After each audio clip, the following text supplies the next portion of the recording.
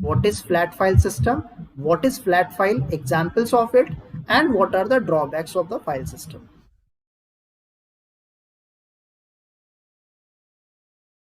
Any external file where we store our data. So any text file is a flat file, any notepad file is a flat file, MS Word is a flat file, music file is a flat file, any photo if I am clicking from my camera, this is also a flat file.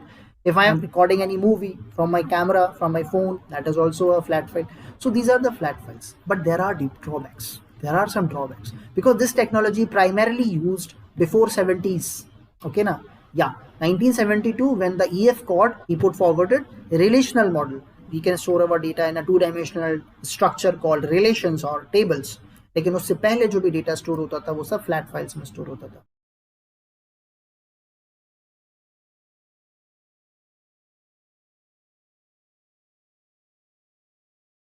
उसकी क्या drawbacks थी? Sir, there is no security of the flat in the flat file. If anybody is having a physical access or any network access to the particular flat file, he can delete the content, he can modify the content.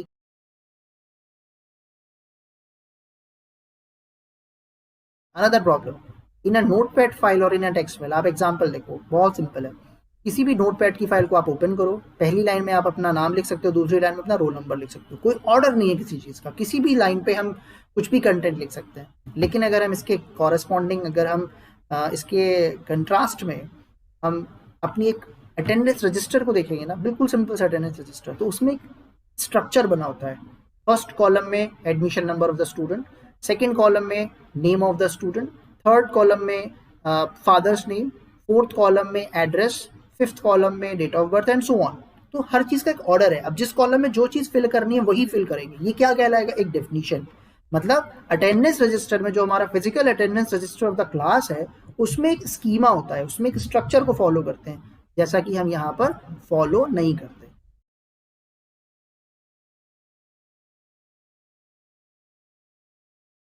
Okay, now this is the drawbacks of the flat file system, that you could not store a data in a huge amount.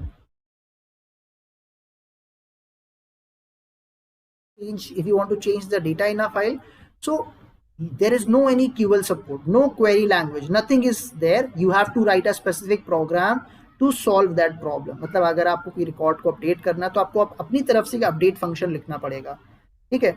सबसे बड़ी जो problem है वो data redundancy की है. आपको उसके लिए भी अपना प्रोग्राम बनाना पड़ता है कि डेटा जो भी हम स्टोर करें एक सिंगल नोटपैड की फाइल में, उस पर हम खुद एक ऐसी कोडिंग करें कि अगर कोई उसमें डुप्लीकेट डेटा डाले तो वो उसको बता दे कि this is already existed, please enter the unique record, है ना, समथिंग लाइक अ प्राइमरी की कॉन्सेप्ट.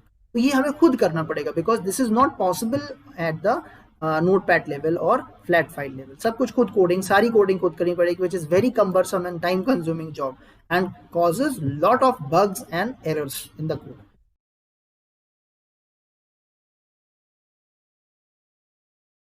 रिडंडेंसी क्या है? रिडंडेंसी की वजह से आपकी इनकंसिस्टेंसी कॉज करती है. जैसे मैंने एक एग्जांपल यहाँ बच्चों को दिया कि भाई आपके पास एक स्टूडेंट के जो नाम है ना, वो आपके कम से कम 6 जगह पे रिकॉर्ड होगा. अब आपके 5 सब्जेक्ट टीचर है तो सबके पास अपनी अपनी क्या है, एक फाइल है, टैबुलेशन कॉपी है, या उनके पास अपना एक टैबलेट है, या उनका फ़ोन है, उसमें अपना स्टोर करते हैं इन्फॉर्मेशन.